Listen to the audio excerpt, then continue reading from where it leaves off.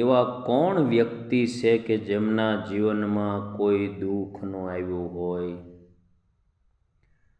ભગવાન રામચંદ્રજી આ ધરતી ઉપર અવતાર ધારણ કર્યો,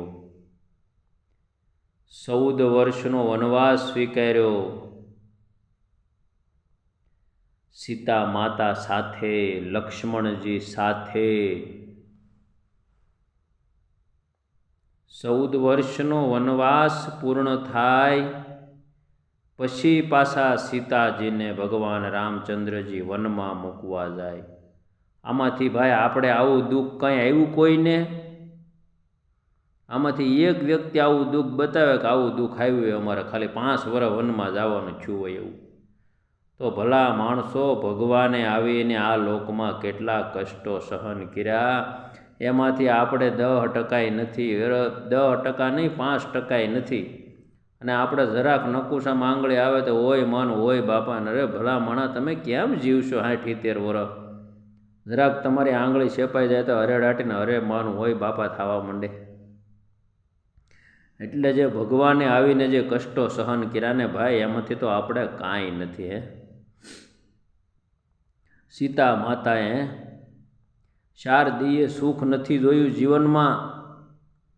કુંતા માતાની આપણે વાત કરીએ, અખંડ મહાભારત એની નજર સામે રચાણું અને રમાણું,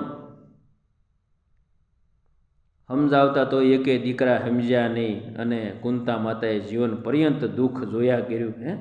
આમાંથી આપણે કાંઈ દુઃખ છે તોય આપણે હું કામને ભાઈ કકળાટને અરે રાટીને હોય માન હોય બાપા કરી મોજથી જીવી લ્યો ને. અત્યારે આ સ્વર્ગ જેવો જમાનો છે. આપણે એક ભાઈ મને કે દુઃખી છે, મેં કીધું દુઃખી કાંઈ નથી, આપણી બધી જરૂરિયાતો વધી ગઈ ને એટલે આપણે દુઃખી છે. બાકી આપણે દુઃખી થોડા છે એ ભલામણા? કેવી ઈશ્વરે આ મોજથી જિંદગી આપી, અને પાછા આપણે તંદુરસ્ત, નખમાંય રોગની. નકર હમણાં ભગવાને એ કાંઈક આપ્યું હોત ને, એ કાંઈક રજા ઉપર આપ્યું હોત તો, એક કાનમાં સંભળે ને એકમાં ન સંભળાતું હોત તો, એક પગ હાલતો ને એક પગ ન હાલતો હોત તો. તમે જોજો ક્યારેક દવાખાને જઈને જુઓ તો આપણને એમ લાગે કે ભગવાને સુખના ઢગલા કરી દીધા, આપણી માથે ઢગલા કરી દીધા, પણ આપણને ગળે નથી ઉતરતું, કારણ કે આપણે દુનિયાનું જોઈને આપણે દુઃખી થઈ. તમે હોસ્પિટલ એકાદ આંટો મારી આવો, ક્યારેક તમને એમ થાય ને કે આપણે દુઃખી છીએ, તો તમને ખ્યાલ આવે કે આપણને ભગવાને કેટલું બધું આપ્યું ને આપણે કેટલું સુખ છે.